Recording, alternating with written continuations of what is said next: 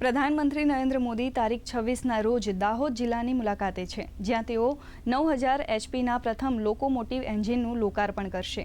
દાહોદમાં બનેલા લોકોમોટિવ એન્જિનને આગામી સમયમાં 100% મેક ઇન ઇન્ડિયાના તર્જ પર બનાવવામાં આવશે। આ લોકોમોટિવ એન્જિનની ખાસિયત એ છે કે તે 4600 ટનના કાર્ગો વહન કરવાની ક્ષમતા ધરાવે છે।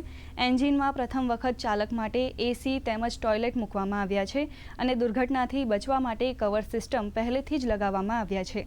દાહોદમાં 20,000 કરોડના ખર્ચે તૈયાર થયેલા રેલ કારખાનામાં આગામી 10 વર્ષમાં 1200 જેટલા લોકોમોટિવ એન્જિન તૈયાર થવાના છે। लगभग 24,000 કરોડથી વધારેની સોગાત આપણા દાહોદ જિલ્લા અને ગુજરાત રાજ્યને મળવા માટે જઈ રહી છે।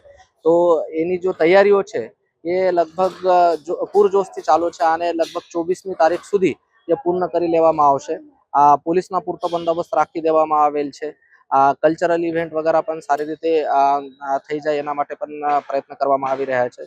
લગભગ 1 લાખથી વધારેની જનમેદની અહીંયા ભેગી થવાની છે, તો એના માટેનું પણ ગ્રામ્ય કક્ષા સુધીનું માઇક્રો પ્લાનિંગ જો છે એ કરી લેવામાં આવેલું છે। રોડ બંદોબસ્ત, પાર્કિંગ બંદોબસ્ત, સભા સ્થળ બંદોબસ્ત, આમ તમામ બંદોબસ્તની યોગ્ય વ્યવસ્થા કરી લેવામાં આવેલી છે। આ બંદોબસ્તમાં 7 આઈપીએસ ઓફિસરો બંદોબસ્તના અલગ અલગ વિભાગોનું સુપરવિઝન કરશે। આ ઉપરાંત સિનિયર ઓફિસરોનું પણ માર્ગદર્શન પ્રાપ્ત થશે।